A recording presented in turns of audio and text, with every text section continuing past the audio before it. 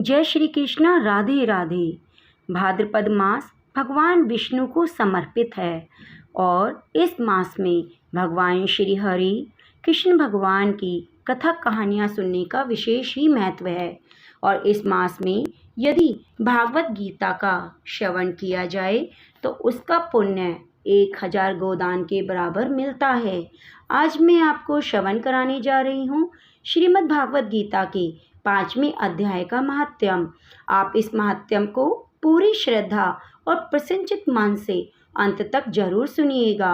आइए भगवान श्री कृष्ण का ध्यान करते हुए श्रवण करते हैं। श्री भगवान कहते हैं, हे देवी, अब सब लोगों द्वारा सम्मानित 5वें अध्याय का महात्म्य संक्षेप में बतलाता हूँ।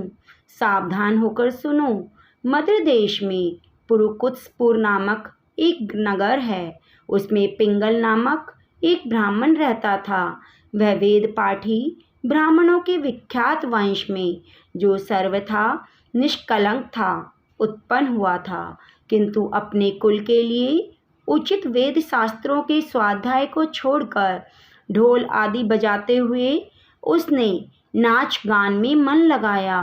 गीत, नृत्य और बाजा बजाने की कला में परिश्रम करके पिंगल ने बड़ी प्रसिद्धि प्राप्त कर ली और उसी में उसका राजभवन में भी प्रवेश हो गया।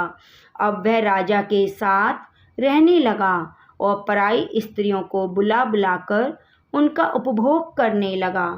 स्त्रियों के सिवा और कहीं उसका मन नहीं लगता था। धीरे धीरे अभिमान बढ़ जाने से वह एकांत में राजा से दूसरों के दोष बतलाने लगा। पिंगल की एक स्त्री थी, उसका नाम था अरुणा। वह नीच कुल में उत्पन्न हुई और कामी पुरुषों के साथ विहार करने की इच्छा से सदा उन्हीं की खोज में घूमा करती थी। उसने पति को अपने मार्ग का कंटक समझकर एक दिन आधी रात में घर के भीतर ही उसका सिर काटकर मार डाला और उसकी लाश को जमीन में गाड़ दिया। इस प्रकार प्राणों से वियुक्त होने पर वह यमलोक में पहुंचा और भीषण नरकों का उपभोग करके निर्जन वन में गिद्ध हुआ।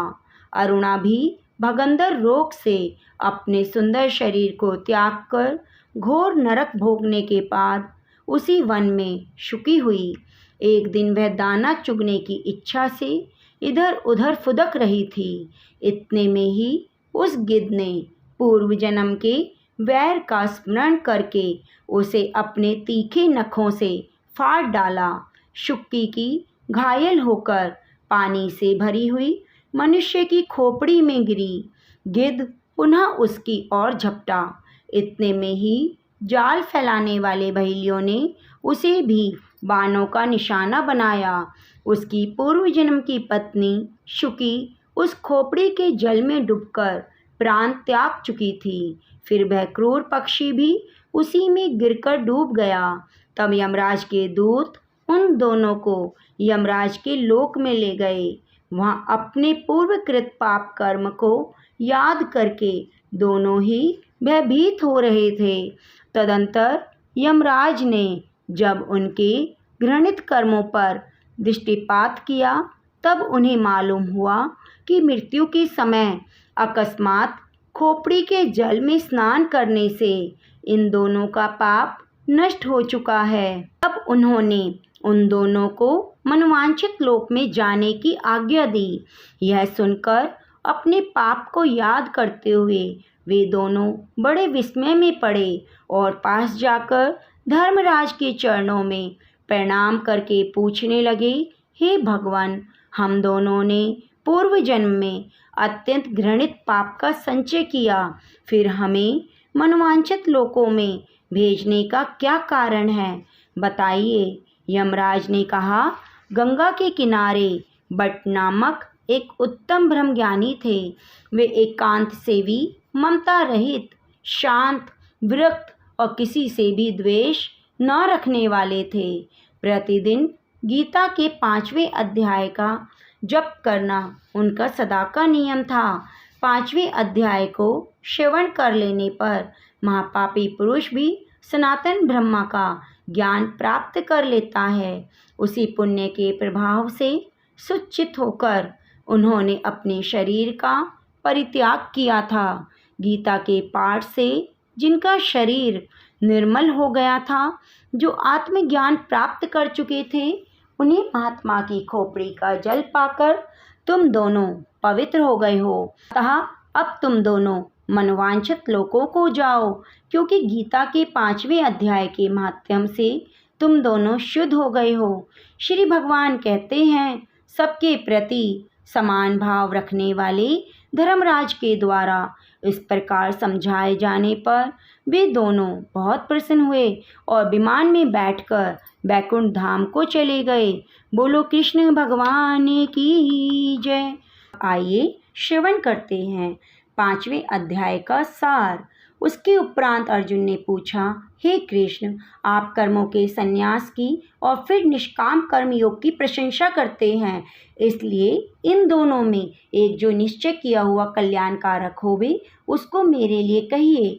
इस प्रकार अर्जुन के पूछने पर श्री कृष्ण महाराज बोले, हे अर्जुन, कर्मों का संन्यास और निष्काम कर्म योग ये दोनों ही परम कल्याण को करने वाले हैं, परंतु उन दोनों में भी कर्मों के संन्यास से निष्काम कर्मयोग साधन में सुगम होने से श्रेष्ठ है। इसलिए हे अर्जुन, जो पुरुष न किसी से द्वेष करता है न किसी की आकांक्षा करता है, वह निष्काम कर्मयोगी सदा सन्यासी ही समझने योग्य है, क्योंकि राग द्वेष द्वंद्वों से रहित हुआ पुरुष सुखपूर्वक संसार रूप बंधन से मुक्त हो जाता है। हे अर्जुन, ऊपर कहे हुए संन्यास और निष्काम कर्मयोग को मूर्ख लोग अपनी अलग अलग फल वाले कहते हैं, ना कि पंडित जन, क्योंकि दोनों में से एक में भी अच्छी प्रकार स्थित हुआ पुरुष दोनों के फल रूप परमात्मा को प्राप्त होता है। ज्ञान योगियों द्वारा जो परम धाम प्राप्त किया जाता है, निष्काम कर्म योगियों द्वारा भी वही प्राप्त किया जाता है। इसलिए जो पुरुष ज्ञान योग और निष्काम कर्म योग को फल रूप से देखता है, वही ही यथार्थ देखता है। परंतु हे अर्जुन, निष्काम कर्म योग के बिना संन्यास अर्थात मन, इंद्रियों और शरीर द्वारा होने वाले संपूर्ण कर्मों में कर्तापन का त्याग प्राप्त होना कठिन है, और भगवत रूप को मनन करने वाला निष्काम कर्मयोगी पर ब्रह्म परमात्मा को शीघ्र ही प्राप्त कर लेता है। वश में किया हुआ शरीर जिसके ऐसा जितेंद्रिय और विशुद्ध अंतःकरण वाला संपूर्ण प्राणियों के आत्मरूप परमात्मा में एक ही भाव हुआ निष्काम कर्मयोगी कर्म करता हुआ भी लिपायमान नहीं होता। हे अर्जुन, तत्व को जानने वाला सांख्य योगी तो देखता हुआ, सुनता हुआ, स्पर्श करता हुआ, सूंघता हुआ, भोजन करता हुआ, गमन करता हुआ, सोता हुआ, श्वास लेता हुआ, बोलता हुआ, त्यागता हुआ, ग्रहण करता हुआ और आँखों को खोलता और मीचता हुआ भी सब इंद्रियां अपने आप अर्थों में बरत रही हैं, इस प्रकार समझता हुआ निसंदेह ऐसे माने कि मैं कुछ भी नहीं करता हूँ। परंतु हे अर्जुन, देह अभिमानियों द्वारा यह साधना कठिन है और निष्काम कर्मयोग सुगम है, क्योंकि जो पुरुष सब कर्मों को परमात्मा में अर्पण करके आसक्ति को त्याग कर कर्म करता है, वह पुरुष जल से कमल के पत्तों सदृश पाप से लिपायमान नहीं होता। इसलिए निष्काम कर्मयोगी ममत्व बुद्धि रहित केवल इंद्रिय, मन, बुद्धि, शरीर द्वारा भी आसक्ति को त्याग कर अंतःकरण की शुद्धि के लिए कर्म करते हैं। इसी से निष्काम कर्मयोगी कर्मों के फल को परमेश्वर के अर्पण करके भगवत प्राप्ति रूप शांति को प्राप्त होता है, और सकामी पुरुष फल में आसक्त हुआ कामना के द्वारा बंधता है। इसलिए निष्काम कर्मयोग उत्तम है। हे अर्जुन, वश में है अंतःकरण जिसके, ऐसा सांख्य योग का आचरण करने वाला पुरुष तो निसंदेह ना करता हुआ ना करवाता हुआ 9 द्वारों वाले शरीर रूप घर में सब कर्मों को मन से त्याग कर इंद्रियां इंद्रियों के अर्थों में बरतती हैं, ऐसा मानता हुआ आनंद पूर्वक सच्चिदानंद घन परमात्मा के स्वरूप में स्थित रहता है। परमेश्वर भी भूत प्राणियों के न कर्तापन को, न कर्मों को और न कर्मों के फल को, संयोग को वास्तव में रचता है, किंतु परमात्मा की सकाश से प्रकृति ही बरतती है, अर्थात गुण ही गुणों में बरत रहे हैं। सर्वव्यापी परमात्मा न किसी के पाप कर्म को, न किसी के शुभ कर्म को भी ग्रहण करता है, किंतु माया के द्वारा ज्ञान ढका हुआ है। इससे सब जीव मोहित हो रहे हैं, परंतु जिनका वह अंतःकरण का अज्ञान आत्मज्ञान द्वारा नाश हो गया है, उनका वह ज्ञान सूर्य के सदृश उस सच्चिदानंद घन परमात्मा को प्रकाशता है। हे अर्जुन, तद्रूप है बुद्धि जिनकी, तद्रूप है मन जिनका, और सच्चिदानंद घन परमात्मा में ही है निरंतर एक ही भाव से स्थिति जिनकी, ऐसे तत्परायण पुरुष ज्ञान के द्वारा पाप रहित और अपुनरावृत्ति को और परम गति को प्राप्त होते हैं। ऐसे वे ज्ञानी जन विद्या और विनय युक्त ब्राह्मण में गो, हाथी, कुत्ते, चांडाल में भी संभाव देखते हैं। इसलिए जिनका मन समत्व भाव में स्थित है, उनके द्वारा इस जीवित अवस्था में ही संपूर्ण संसार जीत लिया गया है, क्योंकि सच्चिदानंद घन परमात्मा निर्दोष और सम है। इससे वे सच्चिदानंद घन परमात्मा में ही स्थित हैं। पुरुष प्रिय को, जिसको लोग प्रिय समझते हैं, उसको प्राप्त होकर हर्षित नहीं होते। अप्रिय को, जिसको लोग अप्रिय समझते हैं, उसको प्राप्त होकर उद्वेगवान न हो। ऐसा स्थिर बुद्धि, संशय रहित ब्रह्मवेता पुरुष सच्चिदानंद घन पर ब्रह्म परमात्मा में एक ही भाव से नित्य स्थित है।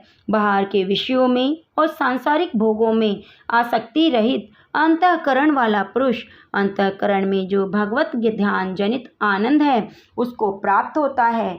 वह पुरुष सच्चिदानंद पर ब्रह्म परमात्मा रूप योग में एक ही भाव से स्थित हुआ अक्षय आनंद को अनुभव करता है। जो इंद्रिय और विषयों के संयोग से उत्पन्न होने वाले सब भोग हैं, वे यद्यपि विषयी पुरुषों को सुखपूर्वक भासते हैं, तो भी निसंदेह दुख के ही हेतु हैं और आदि अंत वाले अनित्य हैं। इसलिए हे अर्जुन, बुद्धिमान विवेकी पुरुष उनमें नहीं रमता। जो मनुष्य शरीर के नाश होने से पहले ही काम और क्रोध से उत्पन्न हुए वेग को सहन करने में समर्थ है, काम क्रोध को जिसने सदा के लिए जीत लिया है, वह मनुष्य इस लोक में योगी है, वही सुखी है। और जो पुरुष निश्चय करके अंतर आत्मा में सुख वाला है, आत्मा में आराम वाला है, आत्मा में ही ज्ञान वाला है, ऐसा वह सच्चिदानंद घन पर ब्रह्म परमात्मा के साथ एक ही भाव हुआ सांख्य योगी शांत ब्रह्म को प्राप्त होता है। नाश हो गए हैं सब पाप जिनके, ज्ञान करके निवृत्त हो गया है संशय जिनका, संपूर्ण भूत प्राणियों के हित में है रति जिनकी, एकाग्र हुआ है भगवान के ध्यान में चित्त जिनका, ऐसे ब्रह्मवेता पुरुष शांत पर ब्रह्म को प्राप्त होते हैं। काम क्रोध से रहित जीते हुए चित्त वाले पर ब्रह्म परमात्मा का साक्षात्कार किए हुए ज्ञानी पुरुषों के लिए सब ओर से शांत पर ब्रह्म परमात्मा ही प्राप्त है। हे अर्जुन, बाहर के विषय भोगों को न चिंतन करता हुआ बाहर ही त्याग कर और नेत्रों की दृष्टि को भ्रुकुटी के बीच में स्थित करके नासिका में विचरने वाले प्राण और अपान वायु को सम करके जीती हुई हैं इंद्रियां, मन और बुद्धि जिनकी, ऐसे मोक्ष परायण मुनि इच्छा, भय और क्रोध से रहित हैं, वे सदा मुक्त ही हैं। और हे अर्जुन, मेरा भक्त, मेरे को यज्ञ और तपों को भोगने वाला, संपूर्ण लोगों के ईश्वरों का भी ईश्वर, संपूर्ण भूत प्राणियों का सुहृद अर्थात स्वार्थ रहित प्रेमी, ऐसा तत्व से जानकर शांति को प्राप्त होता है। और सच्चिदानंद घन परिपूर्ण शांत ब्रह्म के सिवा उनकी दृष्टि में और कुछ नहीं रहता, केवल वासुदेव ही वासुदेव रह जाता है। श्रीमद् भागवत गीता रूपी उपनिषद और ब्रह्म विद्या योग शास्त्र विषयक श्री कृष्ण और अर्जुन के संवाद में कर्म संन्यास योग नामक 5वां अध्याय पूर्ण हुआ। बोलो कृष्ण भगवान की जय। दोस्तों, श्रीमद् भागवत गीता का श्रवण करने के लिए आप हमारे चैनल को सब्सक्राइब जरूर कीजिए, बेल आइकन को दबाना ना भूलें और कमेंट बॉक्स में जय श्री कृष्णा जरूर लिखिए। मिलते हैं अगली वीडियो में और धार्मिक कथा कहानियों के साथ। धन्यवाद।